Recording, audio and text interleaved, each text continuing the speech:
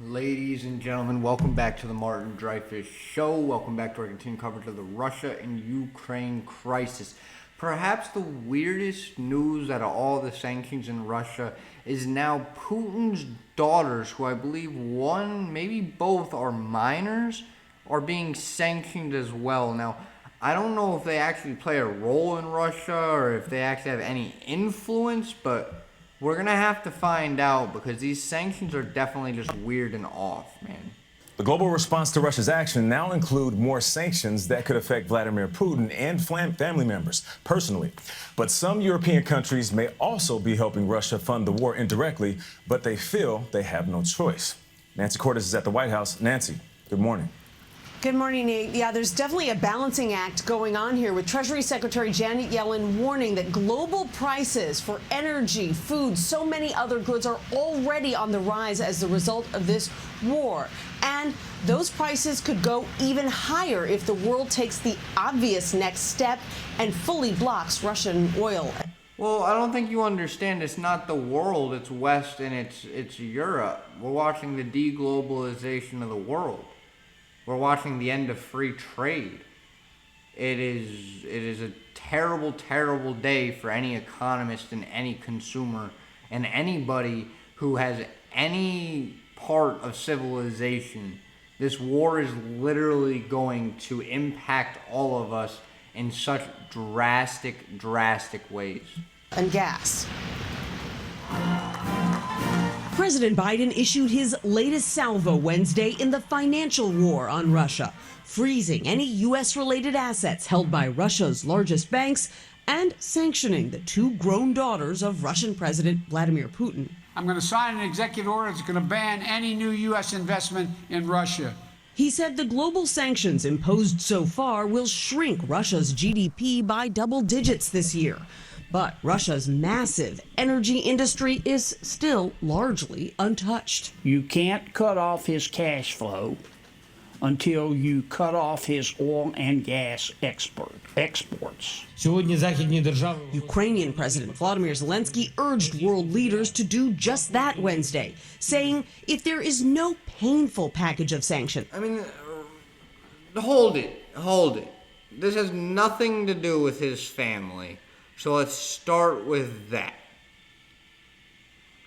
You already clickbaited me to shit, so can we start with that? Second of all, of course you can't cut off Russian money without cutting off their biggest exports. That's how they make their money. Can we get some logic here? The reason they don't want to cut off Russian oil is because it deglobalizes the world, ends free trade, and creates such high prices and such war tension between different countries due to scarcity that the consequences of doing so are absolutely devastating to you, to me, and to even the richest people in the world. It affects everybody. The worst part about all this is it's them saying the same things they've been saying this entire time about we're going to play sanctions, we're going to do this, and we're going to do this, and then more news of it just not happening. It's exhausting. Can we get to what I came here to watch? No real supply of necessary weapons that we have asked for many times, then Russia will see it as the permission to go further. But shutting off Russia's oil spigot could devastate European economies. We continue to assess how we can maximize the impact while Newsflash, it will devastate our economy too. minimizing the impact on other economies, including, of course, the global oil marketplace.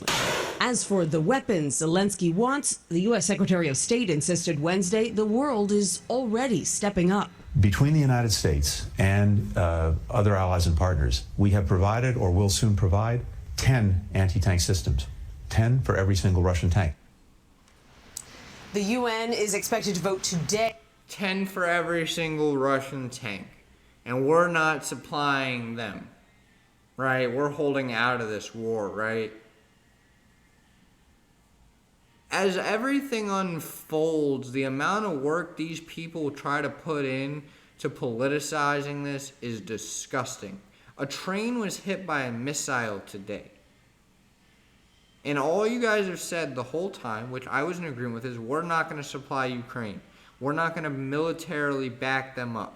And all we do is continue to do that, pushing and prodding Russia until we eventually cross the line. Now, I get that we understand the Russian army ain't all that.